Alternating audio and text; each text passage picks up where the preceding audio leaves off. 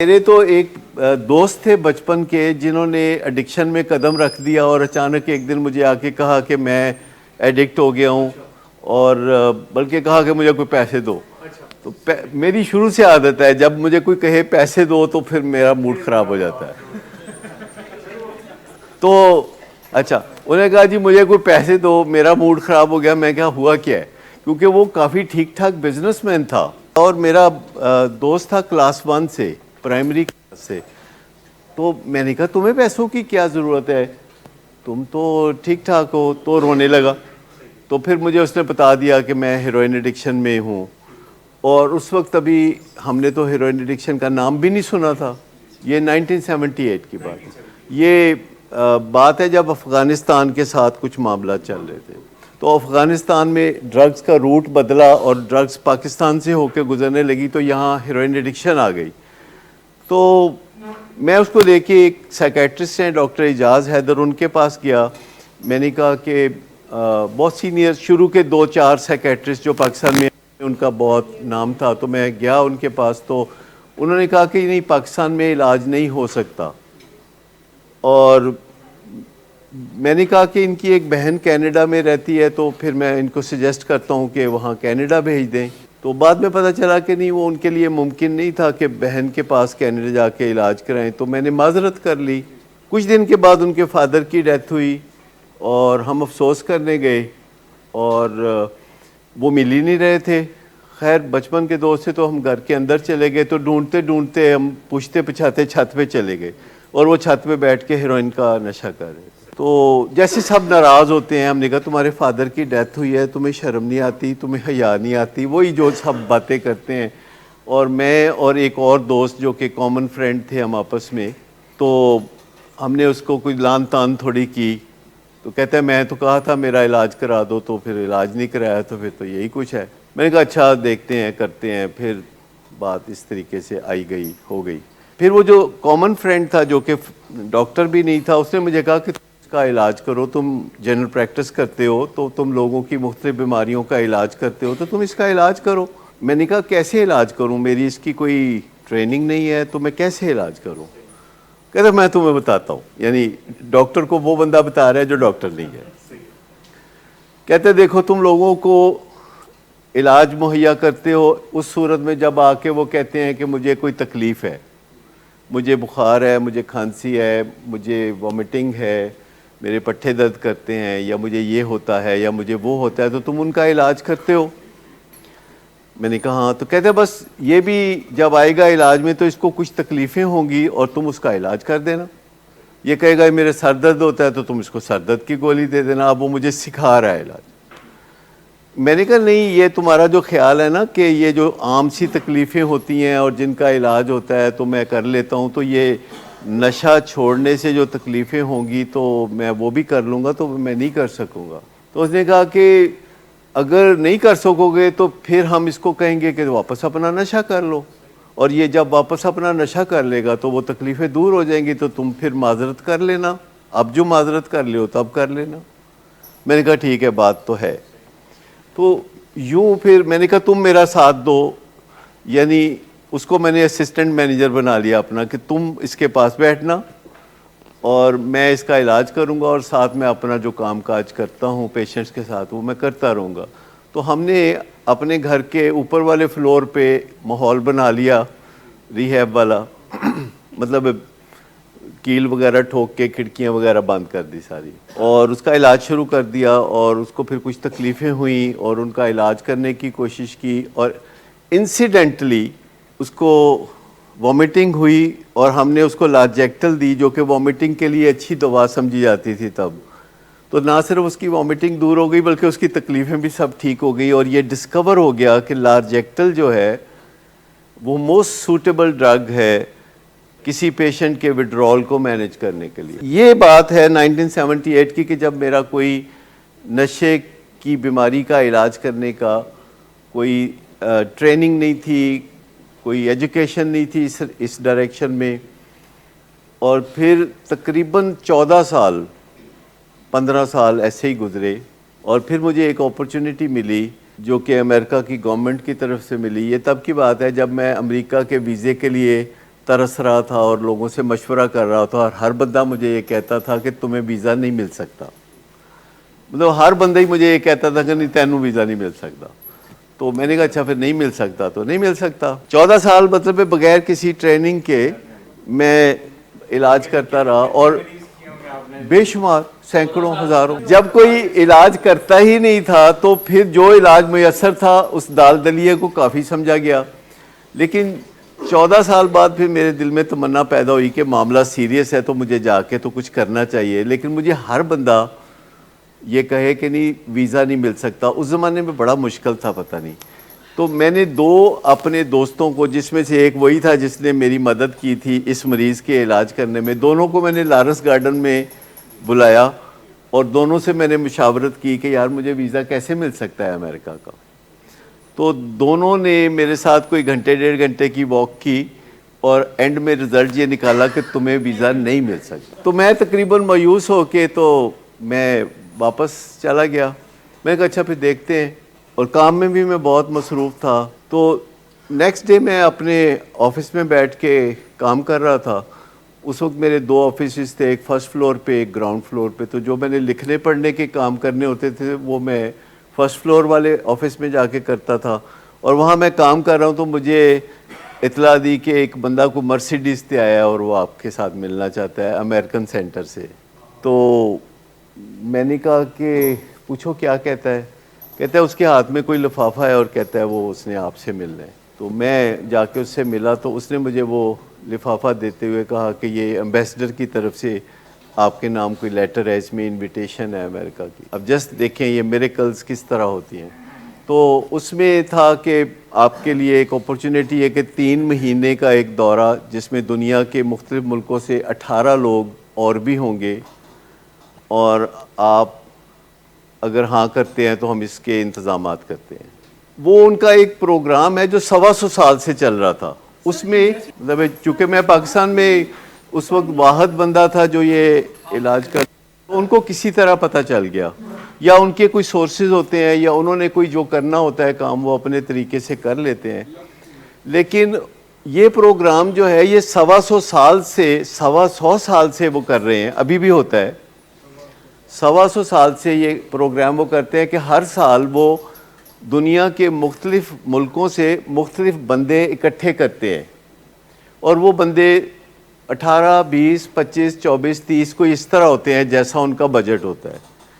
और वो बंदे मुख्तलिफ शोबों से ताल्लुक़ रखते हैं। उसमें से कुछ जर्नलिस्ट होते हैं, कुछ लॉयर्स होते हैं, कुछ डॉक्टर्स होते हैं, कोई किसी फील्ड का, कोई किसी फील्ड का, कोई किसी फील्ड का, और दुनिया के मुख्तलिफ मुल्कों से USIA का प्रोग्राम उसको कहते हैं, एक्सचेंज प्रोग्राम भी उसका नाम है। और उसमें वो 18, 20, 22 बंदे इकट्ठे करते हैं जो कि मुख्तलिफ लोग होते हैं, पर उनको एक ग्रुप की शक्ल में वो इकट्ठा कर लेते हैं। उसके बाद वो अपने मुख्तलिफ स्टेट्स में उनको भेजते हैं, किसी जगह 5 दिन के लिए, किसी जगह 8 दिन के लिए, किसी जगह 6 दिन के लिए, और वो सब जाके एक ही होटल में स्टे करते हैं। लेकिन हर बंदे का प्रोग्राम फिर अपना अपना होता है। मसलन मुझे वो एडिक्शन ट्रीटमेंट सेंटर दिखाने ले जाते थे। मुझे वो ब्रॉन्क्स के एरिए में उन्होंने दिखाया कि किस तरह ड्रग्स बेची जाती हैं, किस तरह ख़रीदी जाती हैं, और किस तरह पुलिस बेबस है, पुलिस उनका कुछ नहीं बिगाड़ सकती। और पुलिस ने हमारी जो वहाँ विज़िट कराई थी, जो राइड कराई थी, ब्रॉन्क्स राइड कहते हैं उसको, वो ड्रग माफिया की इजाज़त से कराई थी कि हमारे कुछ मेहमान हैं जिन्होंने आना है तो मेहरबानी करके लिहाज करना। और फिर हमसे भी पूछ लिया था कि जाना है कि नहीं जाना। तो उसमें बेशुमार अपॉर्चुनिटीज़ थी ट्रीटमेंट सेंटर्स देखने की। और फिर एक ट्रीटमेंट सेंटर ऐसा था हेज़ल्डन नाम का, जहां मुझे 7 दिन का विज़िट था, जो बेहतरीन दुनिया की इलाजगाह है और सेंटर सिटी मिनेसोटा में वाक़ है। तो वहाँ जब मैं गया तो मुझे बहुत अच्छा लगा कि ये तो बहुत ज़बरदस्त ट्रीटमेंट सेंटर है, रिहेबिलिटेशन सेंटर है। और वहाँ उन्होंने मुझे कहा कि अगर आप यहाँ ट्रेनिंग के लिए आना चाहें, साल का एक प्रोग्राम है, उसके लिए अगर आप आना चाहें तो बताइए, हम आपके लिए ऑफ़र करते हैं। تو وہ پروگرام مکمل کرنے کے بعد میں واپس آیا اور 6 مہینے کے بعد میں اپنے انتظامات کر کے پھر وہاں گیا، 1.5 سال وہاں رہا. پھر جب میں وہاں سے واپس آیا تو بڑے دلچسپ حالات ہوئے. جب میں وہاں سے واپس آیا تو یہ 1995 کی بات ہے، اور جب میں واپس آیا تو جو نظریات میں وہاں سے لے کے آیا تھا، جب میں وہ نظریات پیشنٹس کے والدین یا فیملی ممبرز کے سامنے پیش کرتا تھا تو ان کو پسند نہیں آتے تھے. وہ کہتے پہلا والا کام ٹھیک ہے. اور میرے جو ڈاکٹرز تھے جو میری ایبسنس میں بہت اچھا کام کرنے لگے تھے، 7 ڈاکٹر تھے جو کہ میری ایبسنس میں وہاں کام کرتے تھے، تو انہوں نے مجھے کہنا شروع کر دیا کہ آپ نہ آیا کریں یہاں، آپ ہمارے گاہک خراب کرتے ہیں. تو میں نے کہا ٹھیک ہے، اگر آپ چاہتے ہیں کہ میں نہ آیا کروں تو میں کچھ اور سوچتا ہوں. تو میں نے پھر یہ ڈائبیٹکس انسٹیٹیوٹ بنانے کا سوچا، کیونکہ میری ٹریننگ کا کچھ حصہ ڈائبٹیز کاؤنسلنگ کے ساتھ بھی ریلیٹڈ تھا، جو بوسٹن میں جوزلین ڈائبٹیز سینٹر ہے. پلس میں نے سوچا کہ کراچی میں صداقت کلینک سٹارٹ کر لیتے ہیں، مری میں سٹارٹ کر لیتے ہیں. تو میں توسیعی منصوبوں کی طرف چل پڑا. آپ سمجھیں کہ میں نے جو کچھ بھی وہاں سے سیکھا تھا 1994 سے لے کے 2000 تک اس کو بالکل امپلیمنٹ نہیں کیا، کسی نے کرنے نہیں دیا. 6 سال گزر گئے اور اس 6 سال میں آرگنائزیشن بن گئی مری میں، کراچی میں ڈائبیٹکس انسٹیٹیوٹ اسٹیبلش ہو گیا. اور سڈنلی پھر ایک قدرتاً اپرچونٹی آئی کہ کراچی کے ایک صاحب نے مجھ سے رابطہ کیا. جو میں کراچی گیا ہوا تھا تو وہ مجھے ملنے آئے. انہوں نے خبر رکھی ہوئی تھی کہ میں کب کراچی آتا ہوں، تو وہ مجھے ملنے آئے اور انہوں نے اپنی بیٹی کے علاج کے بارے میں مجھ سے بات کی.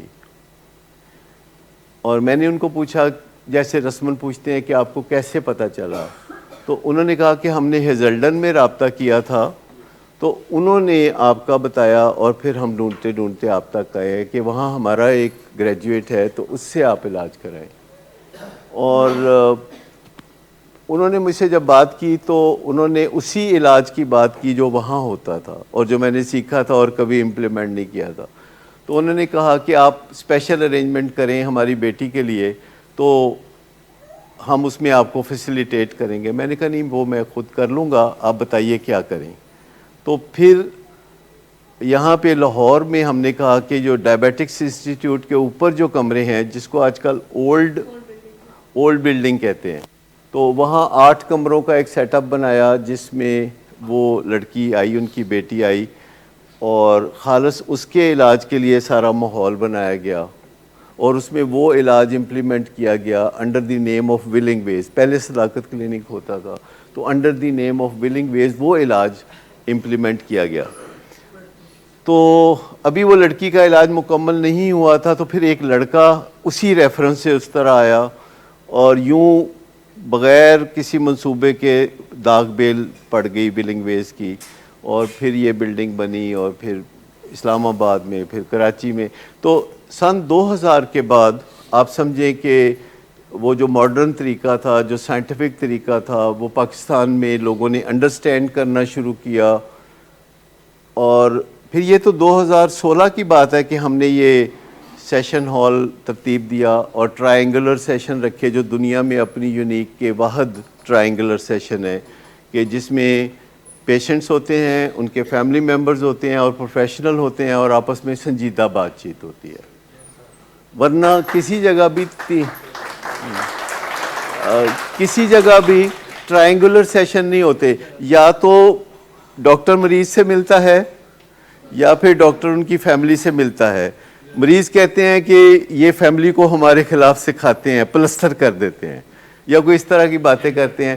ٹرائنگولر سیشن میں بات ساری سامنے ہو رہی ہوتی. اور مجھے وہاں بھیجا گیا تھا بریف پیریڈ کے لیے کہ میں اس کاؤنسلنگ کو سیکھ سکوں جو ڈائبٹیز کے مریضوں کے لیے کارآمد ہے اور بہت سملر ہے، الکوہلزم کی کاؤنسلنگ کے ساتھ بہت سملر ہے. اور اسی وجہ سے مجھے خیال آیا کہ ڈائبیٹکس انسٹیٹیوٹ بناؤں انہی لائنوں پہ.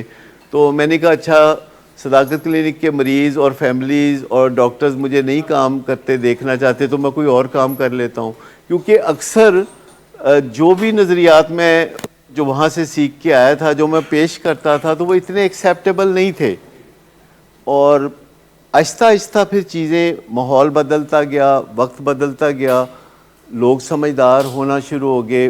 پھر یہ وہی زمانہ تھا جب پاکستان میں یہ اسمارٹ فون آیا، پھر لوگوں کو روشنی ملی. ہر سال میں ابھی بھی جاتا ہوں اور سارا کچھ سیکھ کے تازہ چیزیں بھی آتا ہوں، بلکہ اب میں کچھ ٹریننگز بھی دیتا ہوں. لیکن میں آپ کو بتاؤں ایک حیران کن بات، کل میں ریس کورس پارک گیا، وہاں ایک میلہ لگا ہوا ہے، اور اس میلے میں بڑے بڑے مزے کے کھانے ہیں. وہ ہم نے کل وہ ساگ کھایا اور مکئی کی روٹی اور یہ چیزیں وغیرہ وہاں کھائی. تو میں نے دیکھا کہ وہاں ایک بک سٹور تھا. اس بک سٹور میں ایسی کتابیں تھیں جو 30 سال پہلے کوئی سوچ بھی نہیں سکتا تھا کہ پاکستان میں کہیں بھی اویلیبل ہوں گی. یعنی اس بک سٹور میں، جو ایک میلے ٹھیلے میں بک سٹور تھا، وہاں کم از کم 50 کتابیں سامنے پڑی تھیں جو کہ امریکہ کی پبلش کتابیں تھیں، اور ان کو یہاں پبلش کیا گیا تھا، اور سستے داموں 300-400 کی پرائس میں.